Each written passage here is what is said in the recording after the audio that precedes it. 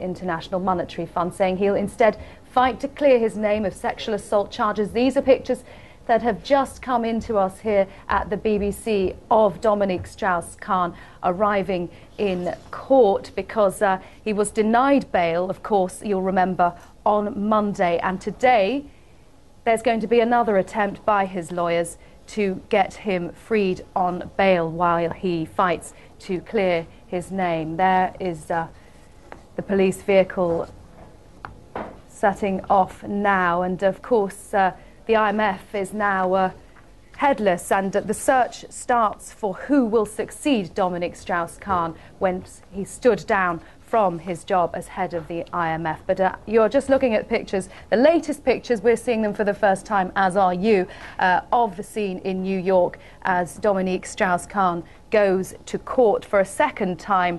He is, of course, I'll remind you, accused of sexually assaulting the 32-year-old chambermaid in his hotel in New York on the 14th of May. And on Monday, the judge there in New York denied Mr. Strauss Khan bail, despite the offer of $1 million bail guarantee, saying that there was a risk the IMF chief would flee the country. So the court's going to hear a second application for bail. There is a new bail plea, and according to the New York Times website, it shows that Mr. Strauss Khan's lawyers are offering new bail conditions they hope will convince the judge that their client will not abscond, and included in those conditions is Mr. Strauss Khan being confined 24 hours a day to an address in Manhattan with an electronic tag or electronic surveillance. Let's bring you a report from Christian Fraser at Europe talks about the next candidate,